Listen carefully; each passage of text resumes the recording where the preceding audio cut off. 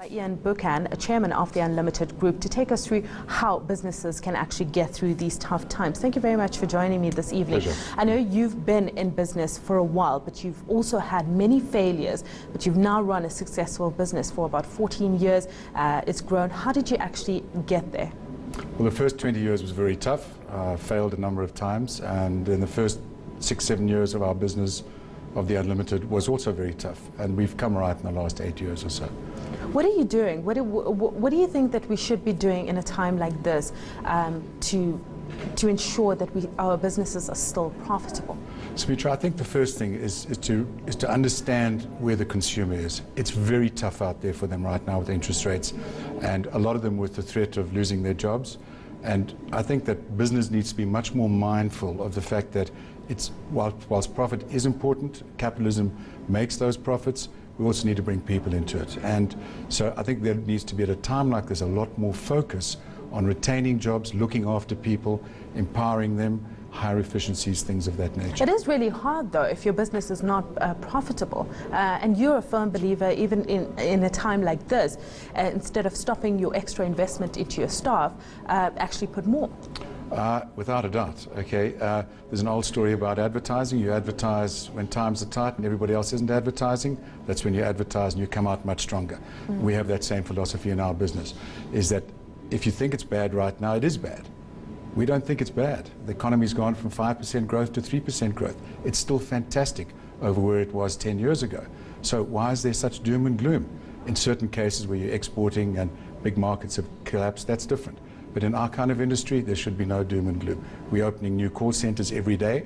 The Unlimited is working in small towns where we take the call center to the town rather than getting everybody coming to the city, and that's working very well indeed. We've had a record month every month this year so far, and people are saying it's doom and gloom. We don't see it like that. Your business is also very unique. Take us through, for the viewer, what exactly the Unlimited Group does. We've got three main legs to our business. We've got a sales side to our business, which goes through the Unlimited World, what we call the Unlimited World. And that's, we have about 1,500 people doing door-to-door selling there, and about 500 people in call centers. And then we have a financial services division, which I'll talk to you about a little bit later, which is launching in January, which is very, very exciting. And then we have our own insurances. And by having that vertically integrated, we can offer superb value for money to people. So back to your original question about what does one do, you get more efficient, you empower your people much more, and when you empower them, they are happier, and you just work harder. That's interesting, though. How do you empower them? How do you actually keep morale up when people are faced with higher petrol prices and higher food prices, and they've got to come to work and be strong enough to sell your product?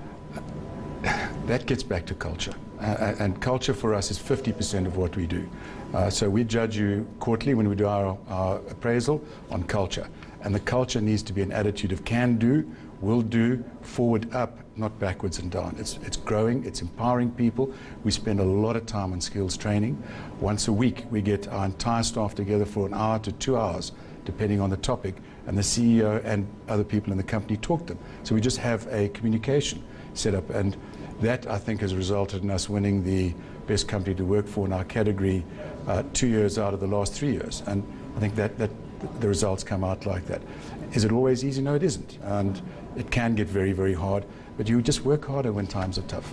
Well, let's hope that provided some inspiration for the small business owners out there. Thank you very much for joining me this evening. Iain Buchan, chairman of the Unlimited Group. Let's take a look at how the markets fared today. It was a bit of a dull day on the JSE as the market extended losses, ending the session almost 0.5% weaker. The local bourse failed to move firmer in line with international markets, although some sectors did manage a bit of a turnaround. We had